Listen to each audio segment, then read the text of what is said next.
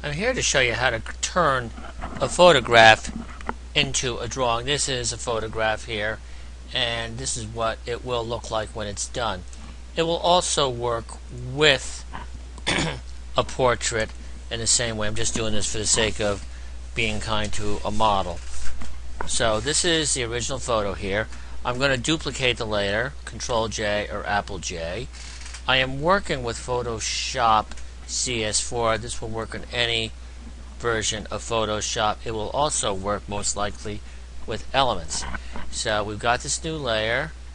We go up into Image, Adjustments, Desaturate. So it's black and white. You want to increase the contrast a bit. Image, Adjustments, Contrast. I would say increase it about 20. You may want to do it a little more. It's up to you. That's a little too high on there. And each photo works a little bit differently. It only takes a couple of minutes to do this, so you might want to experiment a couple of times. So this is the second layer here. What we're going to do is duplicate it. We're going to inverse the colors. It's going to look weird, but don't worry. That's Control I.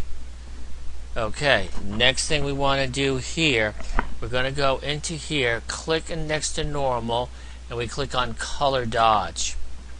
Okay, now next thing we're going to do is we're going to go into the Gaussian blur. We click on filter, blur, Gaussian blur. And you can slide the dial back and forth here. One thing I personally discovered, you get too much detail. It looks too photographic here. But I'm going to make it about an 8. And if you want something that looks kind of like a charcoal sketch, you might be happy with this final result. Let's keep on going. So we got that. Next thing we want to do, we want to duplicate the color layer at the bottom. We pull it to the top. And we have to do a couple of little things with this. We're going to change this first one here to hard light. Okay, you can affect the opacity if you want to here, but I usually it's personal choice. Okay, and I might leave it at this here. Now I'm going to duplicate this layer again. I'm going to change this into color. Again, this has the transparency here. I can pull it back and forth here. 0 does nothing. It just shows the other thing there.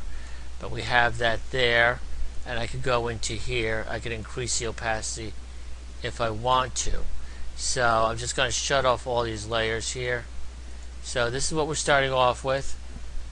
Not a bad photo. We got this here. The black and white. The inverse with the Gaussian blur. Set the preference. It will work with portraits.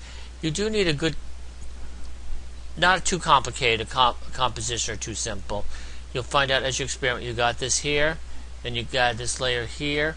You might want that off here, but we have done a pencil sketch of a photo. You can do other things with this to further finesse it.